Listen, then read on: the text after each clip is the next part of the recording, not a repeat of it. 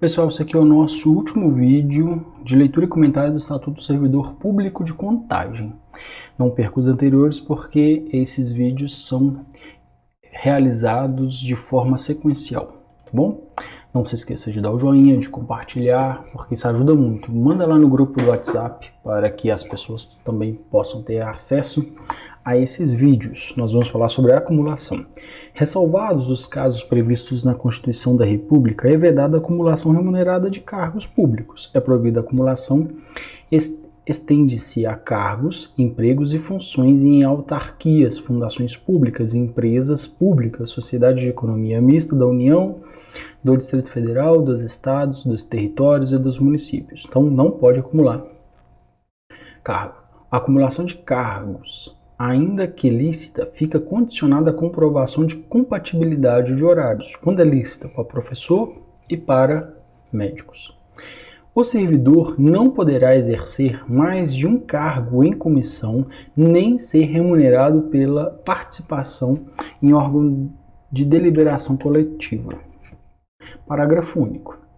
O disposto neste artigo não se aplica à remuneração devida pela participação em conselhos de administração e fiscal de empresas públicas e sociedade de economia mista, suas subsidiárias e controladas, bem como quaisquer empresas ou entidades em que o município, direta ou indiretamente, detenha participação no capital social, observado que a respeito dispuser a legislação específica. Então aqui não se trata dessas empresas. Essas empresas a pessoa pode acumular. O servidor vinculado ao regime desta lei que acumular licitamente 2 cargos de carreira, quando investido em cargos de provimento em comissão, ficará afastado de ambos os cargos efetivos, recebendo sua remuneração nos termos do artigo 51. O afastamento previsto neste artigo ocorrerá apenas em relação a um dos cargos se houver compatibilidade de horário. Ou se for possível, sai só de um cargo. Capítulo 4. Tô ficando doido já. Das responsabilidades. O servidor responde civil e penal e administrativamente pelo exercício irregular das suas atribuições, como qualquer pessoa. A responsabilidade civil decorre de ato omissivo ou comissivo, doloso ou culposo, que resulte em prejuízo ao erário ou a terceiros. Então, se você queria cometer, se você simplesmente foi omisso, você não queria cometer, mas aconteceu, você assumiu o risco. Você agiu de forma para aquilo acontecesse, ou não, você simplesmente não percebeu e aconteceu, tudo isso você vai responder, tá? Segundo o erário e ao terceiros. A indenização de prejuízo dolosamente causado ao erário somente será liquidada na forma prevista do artigo 47, que nós dissemos lá. Na falta de outros bens que assegurem a execução do débito pela via judicial. Então você teve, por exemplo, lá algum prejuízo para o erário. Você só vai ter o dinheiro dividido no seu salário caso não tenha outro bem que possa ser reavido de forma judicial. Tratando-se de dano causado a terceiro, responderá o servidor perante a Fazenda Pública em ação regressiva. A obrigação de reparar o dano estende-se aos sucessores e contra eles será executada até o limite do valor da herança recebida. É lógico que o filho não vai pagar pelo que o pai fez, mas o que o pai deixou para o filho, isso sim vai pagar, porque era bem dele. Artigo 119. Responsabilidade penal abrange os crimes e contravenções imputados ao servidor nesta qualidade. A responsabilidade administrativa resulta de ato omissivo ou comissivo praticado no desempenho de cargo ou função. As sanções civis, penais e administrativas poderão acumular-se sendo independentes entre si. A responsabilidade civil ou administrativa ao servidor será afastada no caso de absolvição criminal que negue a existência de fato de sua autoria. Então, se ele foi absolvido, para que ele não tem que fazer nada, né? Das penalidades. Artigo 123. São penalidades disciplinares: advertência, suspensão ou multa, demissão, cassação de aposentadoria ou disponibilidade e destituição de cargo em comissão. São todas formas de penalidade. Todas elas, né, precisam do trânsito em julgado. Na aplicação das penalidades serão consideradas a natureza da gravidade da infração cometida, os danos que ela provierem para o serviço público, as circunstâncias agravantes ou atenuantes, os antecedentes funcionais. Artigo 125. A advertência será aplicada por escrito, nos casos de violação, de proibição, constante no artigo 113. Inciso 1 a inciso 9. E de inobservância do dever funcional previsto em lei, regulamento ou norma interna que não justifique a imposição de penalidade mais grave. Artigo 126. A suspensão será aplicada em caso de reincidência das faltas punidas com advertência e de violação das demais proibições que não tipifiquem, infração sujeita à penalidade de demissão, não podendo exceder 90 dias. Então, a suspensão não pode, é uma penalidade grave, mas menos grave do que aquela que dá a demissão, não pode exceder 90 dias. Será punido com suspensão de até 15 dias o servidor que injustificadamente recusar-se a ser submetido à inspeção médica, determinada pela autoridade competente, cessando os efeitos da penalidade uma vez cumprida a determinação. Então,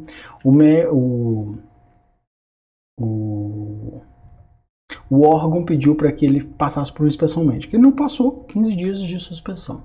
Quando houver conveniência para o serviço, a penalidade de suspensão poderá ser convertida em multa, na base de 50% do dia desse vencimento ou remuneração, ficando o servidor obrigado a permanecer em serviço. Então, para a administração, caso haja conveniência, pode converter essa suspensão em multa, 50% do dia de trabalho, e ele vai continuar trabalhando. Artigo 127. A demissão será aplicada nos seguintes casos: crime contra a administração pública, abandono do cargo, inassiduidade habitual, improbidade administrativa, incontinência pública ou conduta escandalosa, insubordinação grave em serviço, ofensa física em serviço a servidor ou a particular, salvo em legítima defesa própria ou de outrem. Então aqui vale a pena comentar, né? Crime contra a administração pública, abandono do cargo, inassiduidade habitual, é fácil de entender. Improbidade administrativa também, incontinência pública e conduta escandalosa, né? Isso é muito subjetivo, dificilmente alguém vai ser mandado embora por isso. Insubordinação grave em serviço, isso acontece com muita frequência. Por exemplo, a pessoa se recusa a fazer, executar e algo assim muito grave, né? Então tem que ser documentado, gravado, enfim. Ofensa física, mas se for em legítima defesa própria ou de outrem, também pode. Aplicação irregular do dinheiro público, revelação de segredo apropriado em razão do cargo, lesão aos cofres públicos, dilapidação do patrimônio municipal, corrupção, acumulação irregular de cargos, emprego ou função pública, transgressão do artigo 113, incisos 9 a 14. O que está dizendo aqui? Olha, lesão aos cofres públicos e corrupção, é lógico, segredo, acumulação ilegal de cargos. Então, por exemplo, você trabalha em 2 prefeituras e ainda quer trabalhar aqui em Contagem. Vai trabalhar nos 3 turnos, por exemplo, mas não vai dizer isso para ninguém, vai acumular. Se alguém descobrir, você perdeu. 128. Verificada em processo disciplinar acumulação proibida e provada a boa-fé, o servidor optará por um dos cargos. Então, ele não sabia. Provada a má-fé, perderá também o cargo que exercia há mais tempo e restituirá o que tiver recebido indevidamente. Na hipótese do parágrafo anterior, sendo um dos cargos o emprego ou função exercido em outro órgão ou entidade, a demissão lhe será comunicada.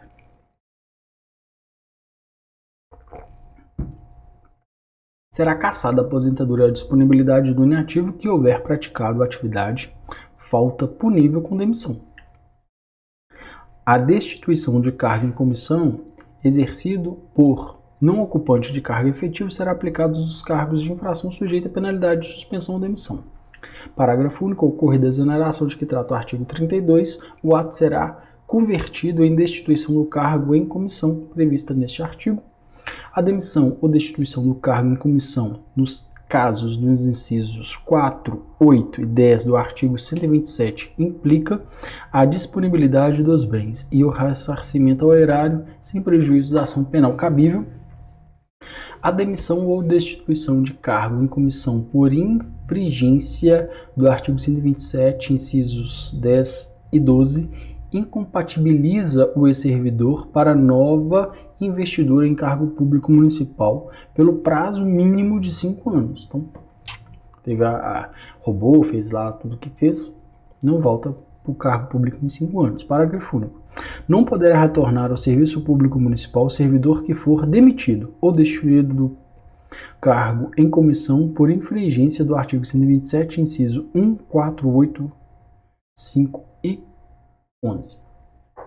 5, 10 e 11. Então aqui vai continuar com todas essas punições. Aí aqui vai falar sobre o processo disciplinar, como que ele vai ocorrer, do afastamento preventivo, do processo disciplinar, do inquérito, do julgamento, da revisão do processo, da previdência social do servidor, da disposição. Aqui a gente vai fazer uma leitura breve também porque é importante. O município manterá plano de previdência social para o servidor submetido ao regime jurídico que trata a lei e para a sua família.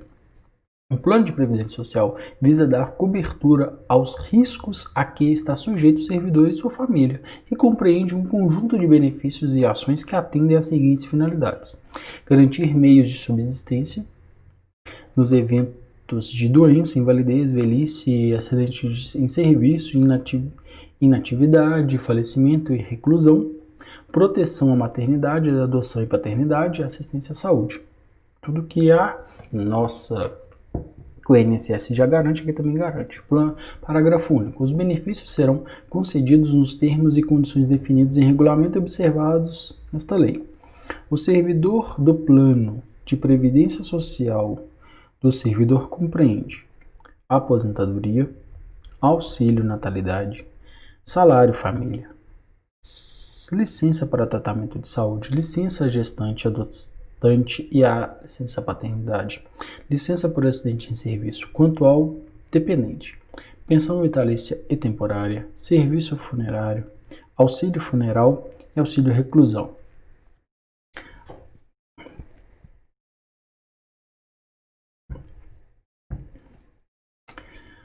A aposentadoria e pensões serão concedidas e mantidas pelo erário municipal e pela Previdência Social do Serviço Municipal. O recebimento indevido de benefícios havidos por fraude, dolo ou má-fé implica em devolução ao erário do total auferido sem prejuízo das sanções legais cabíveis. E aqui nós vamos falar sobre os benefícios. Aposentadoria. Teve uma mudança grande aqui. Na verdade não ficou nada, né? Auxílio natalidade. Auxílio natalidade devido à servidora do nascimento do filho, a quantia equivalente ao vencimento mínimo do plano de carreira, inclusive nos casos de natimorto. O filho nasceu morto. Na hipótese do parto múltiplo, o valor será acrescido de 50%, então gêmeos terão um valorzinho a mais. O auxílio será pago ao cônjuge ou companheiro do servidor público quando o parturiente não for servidora. Auxílio natalidade. Salário família. Aí tem aqui a definição de salário família, que foi revogada, não existe mais. Licença para tratar de saúde. Então aqui também tem como que essa licença ela vai ser exercida. Efeitos estabelecidos a partir do dia 12 de julho de 2005. será concedida licença para tratamento de saúde a pedido de ofício ou com base em perícia médica, sem prejuízo da remuneração que fizer jus. Para licença de até 30 dias, a inspeção será feita por médico do setor da assistência médica, né, da Secretaria de Administração ou órgão correlatos. E se for prazo inferior, por junta médica oficial. Sempre será necessária inspeção médica realizada na residência do servidor ou em estabelecimento hospitalar onde o encontrar internado. Inexistindo médico do órgão ou entidade local onde se encontrar o servidor, será aceito o atestado passado por médico particular. No caso do parágrafo anterior, o atestado produzirá efeito depois de homologado pelo setor médico respectivo. Fim do prazo da licença, o servidor submetido à nova inspeção médica, que concluirá pela volta ao serviço, pela prorrogação da licença ou pela aposentadoria. O atestado e os laudos da junta médica não se referirão ao nome ou à natureza da doença, podendo constar, entretanto, o respectivo CID, devendo constar. Então, você que é funcionário deve colocar o CID no seu atestado. Licença gestante, adotante e licença paternidade. 120 dias consecutivos sem prejuízo da remuneração. A licença poderá ter início a partir do 9º mês da gestante, salvo antecipação por prescrição médica. No caso de nascimento prematuro, a licença terá início a partir do parto. No caso do natimorto, transcorridos 30 dias do evento, a servidora será submetida a exame médico e, se julgada apta, reassumirá o exercício, só 30 dias. No caso de aborto não criminoso, atestado médico oficial, a servidora terá direito a 30 dias de repouso remunerado, muito bacana. Será considerada a servidora gestante a prorrogação de licença no que trata o 191, né, pelo prazo de 60 dias consecutivos. Então, são 120 dias mais 60, 180. A prorrogação será garantida à servidora que apresentar requerimento até o final do 1º mês após o parto e concedida imediatamente após fruição da licença gestante, que trata o artigo 191, ou seja, tem que fazer o pedido, né? Mas garante. Pelos nascimentos dos filhos ou adoção, a legislação vigente, o servidor terá direito à licença paternidade de 20 dias. Que maravilha! No estado são só 5. Para amamentar o próprio filho até a idade de 6 meses, a servidora lactante terá direito, durante a jornada de trabalho, a 1 hora de descanso e poderá ser parcelado em 2 períodos de meia hora. Será concedida licença remunerada à servidora que adotar, se tiver guarda para de 120 dias, se ela tiver até 1 ano de idade, 60 dias se tiver de 1 a 4 anos, de 30 dias de 4 a 8 anos de idade, ou mais, né? Aí vai falar que é a servidora adotante, se tiver a guarda, blá, blá, blá, blá. Licença por acidente de serviço. Será licenciado com remuneração integral o servidor acidentado em serviço, como qualquer outra licença. Aí vai falar sobre os danos físicos, mentais, esse que normalmente não é cobrado. Aí vai falar sobre a pensão, que foi revogado. Foi revogada a pensão. Que doideira. Auxílio funeral. O auxílio funeral devido à família ou do servidor falecido em atividade ou é aposentado em valor equivalente a 5 vencimentos mínimos do plano de carreira. Então pega lá o vencimento mínimo do plano de carreira, são 5 vezes ele. O auxílio será devido também ao servidor por morte do cônjuge, dependente econômico ou companheiro. Pesado, né? Mas já ajuda. O auxílio será pago por meio de procedimento sumaríssimo à pessoa da família ou qualquer família que houver custeado o funeral. Então paga-se logo, né? Em caso de falecimento do servidor em serviço fora do local de trabalho, inclusive no exterior, as despesas de transporte do corpo ocorrerão por conta dos recursos do município, autarquia ou fundação pública. Então aqui nós vamos falar sobre assistência à saúde. Assistência à saúde ao servidor ativo, inativo e a sua família corresponde à assistência médica, hospitalar, odontológica, psicológica, farmacêutica, prestada pelo Sistema Único de Saúde ou diretamente pelo órgão ou entidade que estiver vinculado ao servidor, ou ainda mediante convênio, na forma estabelecida pelo Regulamento da Previdência Social do Serviço Municipal. Então, assistência à saúde é feito pelo SUS mesmo. Custeio. O plano de previdência social será custeado com produtos de arrecadação das contribuições sociais obrigatórias dos servidores dos poderes do município, das autarquias e fundações. A contribuição diferenciada em função da remuneração mensal, bem como os órgãos, o custeio da aposentadoria, das pensões e a responsabilidade do erário municipal e da previdência social municipal, das funções públicas, algumas revogações, disposições gerais, chegamos ao fim. O dia do servidor será considerado comemorativo a 28 de outubro. Os prazos previstos nesta lei serão contados em dias corridos, excluídos os dias de começo, incluindo-se os dias de vencimento, ficando prorrogado para o primeiro dia útil o prazo vencido em dia que não haja expediente, por motivo de crença religiosa ou por convicção filosófica ou política, nenhum servidor poderá ser privado de quaisquer de seus direitos, sofrer discriminação em sua vida pessoal, em sua vida funcional, nem eximir-se do cumprimento de seus deveres. Então aqui tem uma dificuldade aí para quem tem religião que impede de trabalhar um determinado dia, ou que a pessoa vá ser discriminada por ser de uma determinada religião ou político, né? Eu gosto do Bolsonaro, eu gosto do Lula, e aquilo ali ser discriminado por isso, então vai ter problema. Estou simplificando muito, né? Mas é isso. São assegurados aos servidores públicos o direito de associação profissional, sindical e de greve. Parágrafo 1, o direito de greve será exercido nos termos da lei. O sistema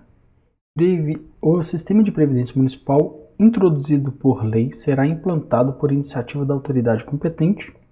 Então, aqui vai falar como que vai ser. As férias-prêmios regidas pela Lei 1014, no